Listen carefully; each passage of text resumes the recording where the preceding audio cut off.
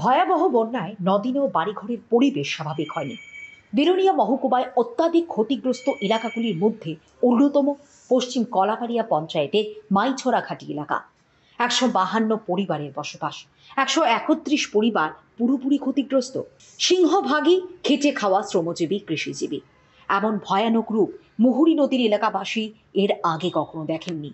ঘরের সিলিং বরাবর নদীর জল প্রবল বেগে বয়ে গেছে এই মাইছড়া ঘাটি তথা টাউন ক্যাম্প এলাকার ১৩১ পরিবারের সিংহভাগেই মাটির ঘর ছিল। বন্যার জলে সব ঘর ভূপতিত হয়ে মাটির সাথে মিশে গেছে। এলাকায় বিভৎস পরিস্থিতি। টিনের চালগুলি মাটির ওপরে চিহ্ন হিসেবে পড়ে রয়েছে। বাড়িঘর প্রচণ্ড কর্দমাক্ত। মাইছড়া অর্থাৎ পশ্চিম কলাবাড়িয়া এলাকার মেইন রাস্তা থেকে বিনাপানি ক্লাব হয়ে এই এলাকায় আসতে হলে যে গ্রামীণ রাস্তা রয়েছে তা গত ৬ দিন ধরে মাটি কাদায় বন্ধ হয়েছিল।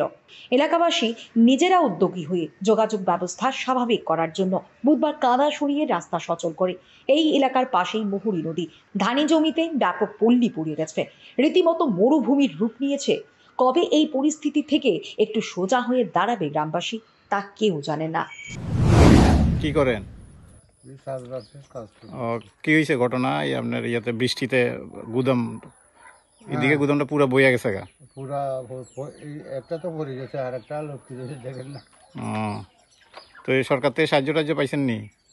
এই এমনি শিবিরে গেছে যে শিবিরে খাওয়াইছে তা হয়েছে। আচ্ছা আচ্ছা, তো ক্ষতি এখন ঘর টরের ব্যাপারে কথাবার্তা কইছেন নি? গতরের ব্যাপারে তো কইছে যে এই তহসিলদার ইনকোয়ারি করে যা কইরা করে, গেছে নি? করছে না এখনো? ওই এইখান দিয়ে করছি, আমরা এই দিক দিয়ে অন্য করো না। ও, আর এমনি এই বৃষ্টিতে ক্ষতি হয়েছে যে পানীয় জল টল কি ওই জলের এখান থেকে জল দিয়ে খাইতেছেন? কিসের জল খাইতেছেন ওখানে? জল আমরা কলের জলও খাই, এই কিনা জলও খাই। আচ্ছা আচ্ছা, আর কি কি অসুবিধা হইতেছে ওখানে? এখনো তো বাড়ি ঘরে ঢুকতে পারি না, শিবিরে থাকি বাজারে। ও, মানে দিন হইলে আইন, রাত হইলে যান ওইখানে। হ্যাঁ, পরিবারে কতজন আছে আপনারা? আমার পরিবারে তো 6 জন। আর আপনার? আমার পরিবারে 4 জন। আপনি মেঘনাথ দাস, আর আপনি কি নাম কইছেন? বিজয় চন্দ্র দাস। আচ্ছা আচ্ছা, ঠিক আছে।